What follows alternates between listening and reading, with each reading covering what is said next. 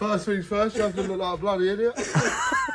Cheers. I'm doing it so well.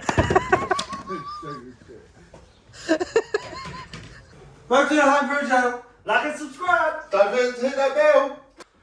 Hi and welcome back. Today we will be reviewing the DeWalt Plunge SAW, the Dcs520 T2. Let's unbox this for the first time. Alright, in the box you get a big charger for the big batteries, 54 volts. I'm going to get to them in a minute. You get a beast of a we cleaned it. Of a skill saw, plunge saw, not skill saw, that's wrong. So in this box you get 2 flex volt batteries.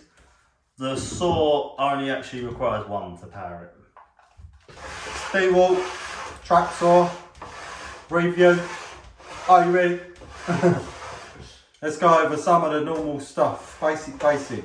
This rail don't come with a kit. First things first, you have to buy this separately for this kit that he's bought. You can use this track both directions, which is new to me because I have a Festool, so definitely different. Nothing bad about it, I like it. Quite handy to have two sides.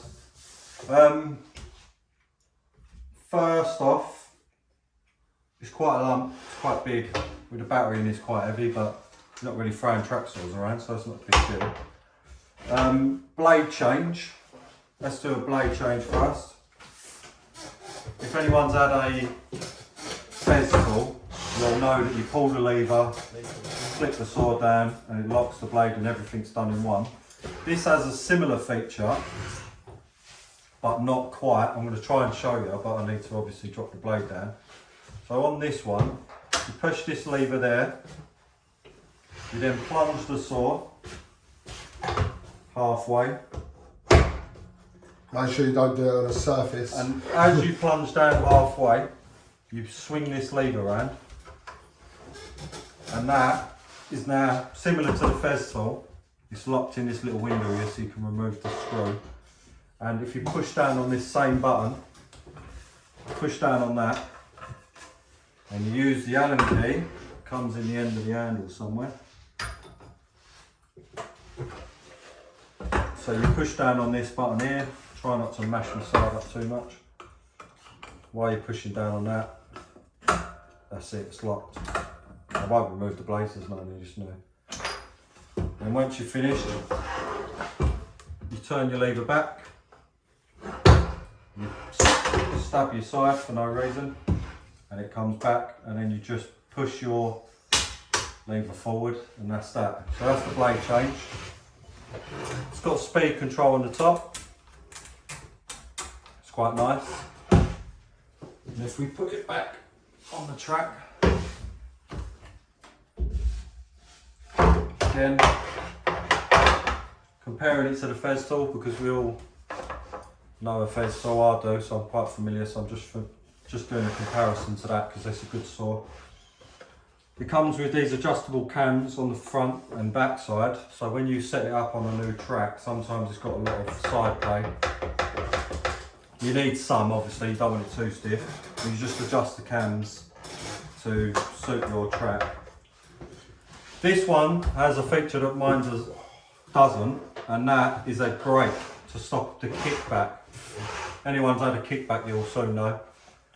So, you release this little toggle inside here. You can push it back, but if it kicks, it comes back anyways and comes out the track like that.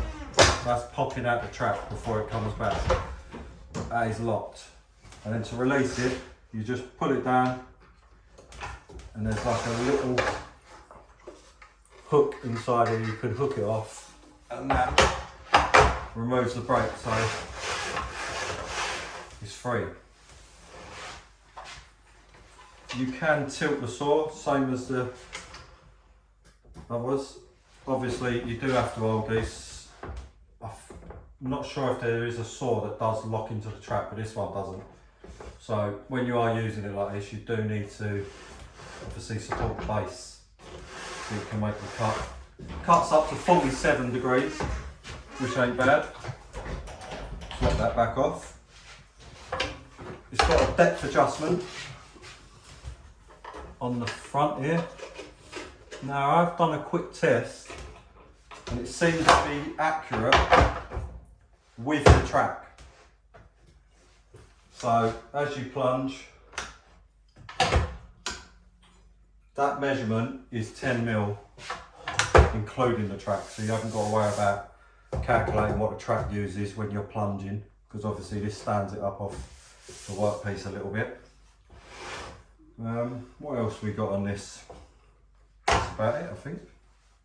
Obviously it's got dust extraction, it's quite good. Let's put that back. Or not. And that's it does take flex volt batteries, that's another thing. It doesn't take 18 volt, this ain't 18 volt, this is 54 volt.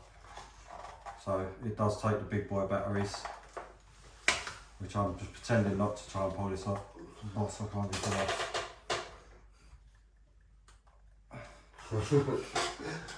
Give it to a real man. Oh, there we go. Simple. But yeah, takes one battery. Comes with two on this kit, so you can keep one fully charged. There's one thing that is different that would take me some getting used to, that's for sure. And that is the plunge action on this saw. A Festool rolls over and in. This plunges forwards in one motion, which is just strange to me. A bit uncomfortable. Yeah, it feels uncomfortable. Doesn't mean it's a bad thing, it's just I'm not used to it. Because I've always used the Festool. Yeah, it just feels strange to push forward and in. Oh, no idea what that was. Yeah, it feels strange to push forward and down like that, whereas a Festool will roll in sort of on top of the workpiece. This pushes down and forward, so something to get used to. But if you've never used one or if you've never owned one, then you probably wouldn't have to get used to it. You just use this one and that's it. That's what you'd get used to. So bear that in mind if you are using Festool or whatever and you want to change over or you're thinking about changing over. It is a completely different plunging action. It is strange to feel at first. But that doesn't mean it's bad, it's just different. So let's go and give you a little rundown and see how it does. Right, with these batteries, make sure, I don't always move it around, make sure, serious, come here, make sure you always, get out of my face, cheers. Make sure you always carry these around, put the cases back on when you're carrying these around, yeah? Very important. Alright, because they can start fires. They're very big batteries, I think that's what Brad said to me, I'm lying. Very important about safety, isn't it, Jack? Yeah, look at me, look at me. But make sure, when you're using this, weigh all this stuff, cheers. No, but make sure you get at full speed before you start plunging, because it can kick back otherwise. Cheers.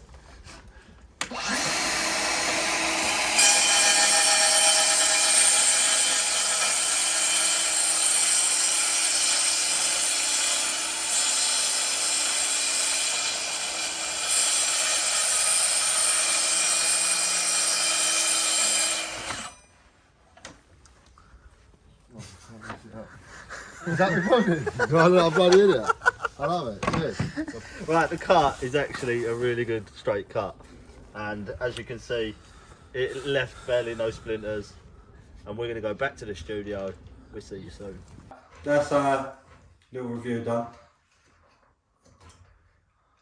I think this saw earns a 7.5. It's a good saw to use. It's accurate, it's got a lot of good features, but its downfall, for me personally, for us, the blade changing thing is all a bit, there's just a lot going on for a simple blade change. Like, it's just a lot. Push that, pull that round, push it down, then hold that while you undo it, and then do all the reverse. When you've got Festool that's been out for years, I've already cracked it, push the blade down, it's done. So maybe I'm spoiled because I've already had that and I'm being fussy. But that's my opinion. Another thing, the brake is not for me. It's a good safety feature, but the problem is when you're trying to set the saw up, because you know what you're like, you don't just put your row on, blonde it on and off you go. You know, you're moving your row, you're trying to push this out of the way. As soon as you go to pull it, that's it, it's stuck. You can't, you have to lift it up off the row. So, but you can turn it off, so that's not the end of the world. The main reason I give it a 7.5 is the plunging action. I'm just not a fan of it.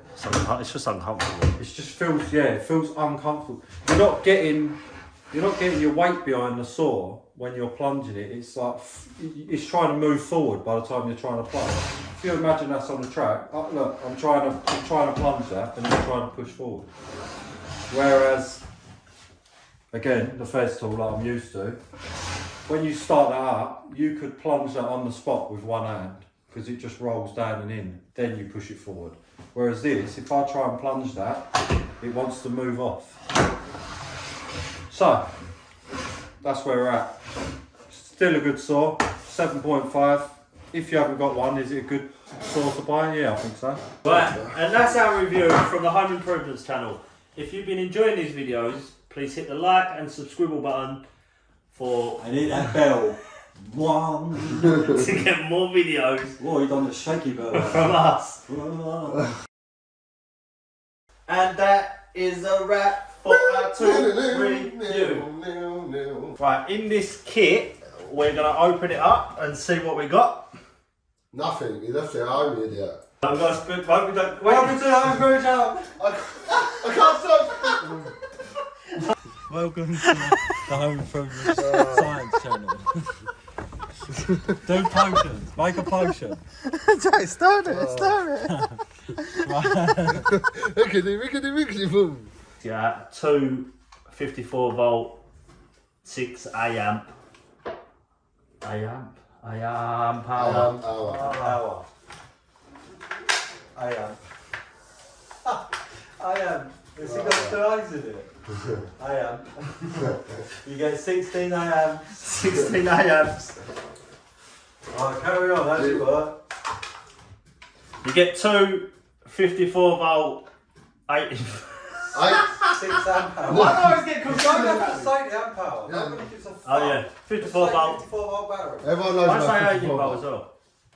Because it's a flex volt. Oh, it's flip. That's from 18 to 54. You're fast. Right, You get okay. 2 batteries, flex volt, 54 fucking. That's it, flex volt, don't have to say anything. Yeah. And you get 2 batteries, 54. No, flex volt. Just say flex volt. You're trying to make it complicated. You get 2 flex volt batteries, done. And you get 2 flex volt batteries, Done. 54 volt. Done. Why are you done in me?